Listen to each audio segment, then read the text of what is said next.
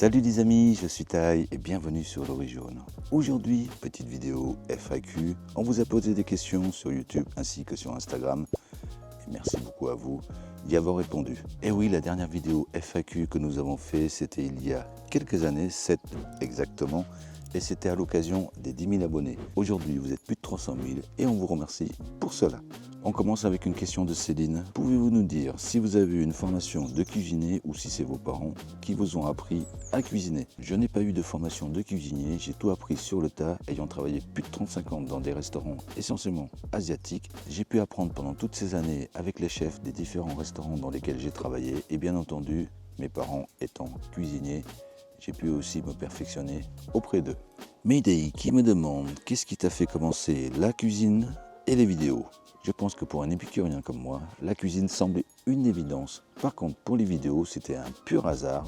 Il y a à peu près une dizaine d'années, des amis nous ont demandé une recette. On leur a fait une petite vidéo qu'on a publiée sur YouTube. Ça a créé un petit engouement autour de cette vidéo.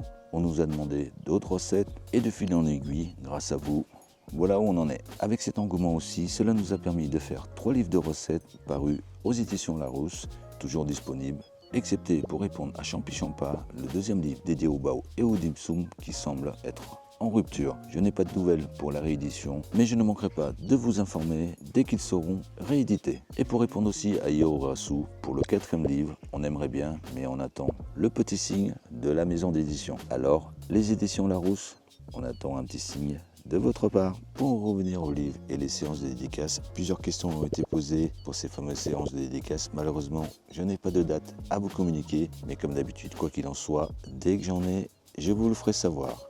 Pour répondre à Charlie au perso et à la petite Victoria, nous ferons certainement des conventions, et là aussi, nous n'avons pas de date à vous communiquer, mais quoi qu'il en soit, restez connectés. Et Nicoterie pour la Suisse, je ne sais pas quand je ferai le voyage, mais ce sera avec grand plaisir que je viendrai goûter les spécialités locales.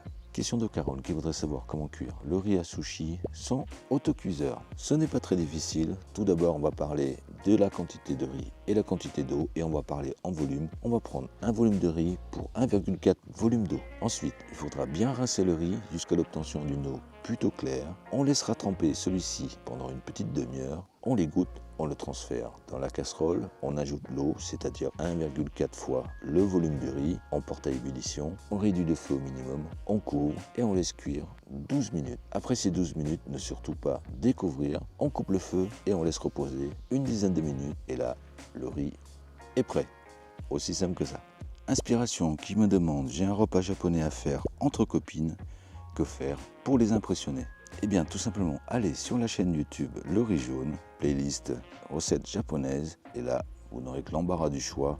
Mais je vous conseillerais, pour quelque chose de plus facile et peut-être impressionner les copines, un petit curry super simple à faire. Surtout qu'il existe maintenant des tablettes prêtes à l'emploi. Il suffit simplement de suivre les instructions derrière. Allez, bon appétit!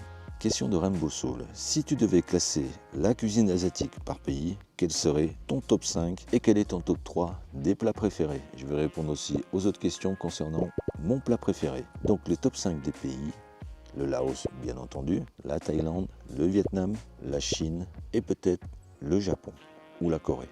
Bon, on va mettre 5 et 6, Japon et Corée. Et pour les plats, je dirais la soupe feu, le lap, cette fameuse salade laotienne, et les jiaozi. Je pense que je m'en lasserai jamais. Question d'Amy qui me demande d'où viennent mes inspirations. Eh bien, le plus souvent sur Internet, dans les livres de recettes de cuisine, des émissions de cuisine, et vous qui me suggérez certains plats à réaliser, et surtout, continuez à le faire. Question de Sandrine qui voudrait avoir des astuces pour que la viande de bœuf soit tendre dans les recettes avec émincé, avec une technique de découpe et l'utilisation du bicarbonate alimentaire.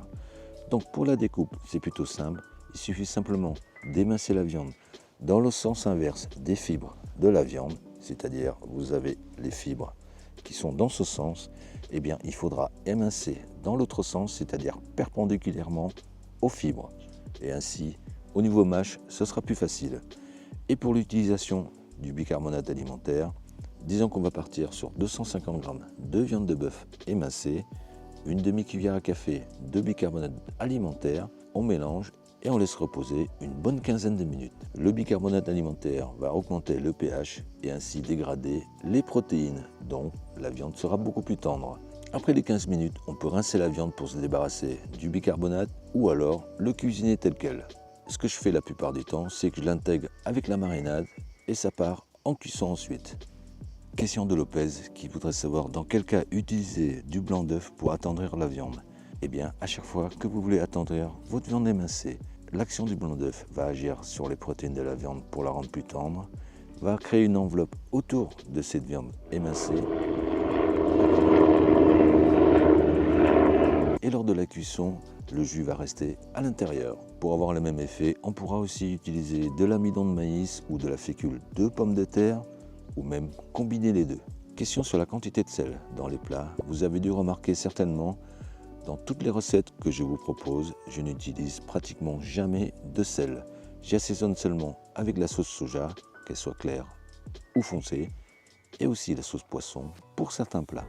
Concernant la quantité et l'utilisation du sel en plus, c'est vous qui voyez. Au même titre que la cébette, la question m'a été posée, vous n'êtes pas obligé d'en mettre dans tous les plats. Question de Roux qui voudrait savoir comment cuire correctement les nouilles de riz sans qu'elles ne collent. Au même titre que les nouilles de blé, il faudra d'abord les cuire dans l'eau bouillante avec le temps indiqué sur les paquets, les égoutter, ensuite bien les rincer à l'eau froide pour retirer un maximum d'amidon résiduel et on pourra les sauter. Pour les vermicelles de riz qui collent un petit peu plus, après rinçage, on pourra mélanger 2 à 3 cuillères à soupe d'huile avant de passer à la cuisson finale. Ce que je fais aussi le plus souvent avec les vermicelles de riz, c'est d'abord les tremper dans l'eau froide pendant une petite heure, ensuite les plonger dans l'eau bouillante pendant 10 secondes et les retirer pour les sauter.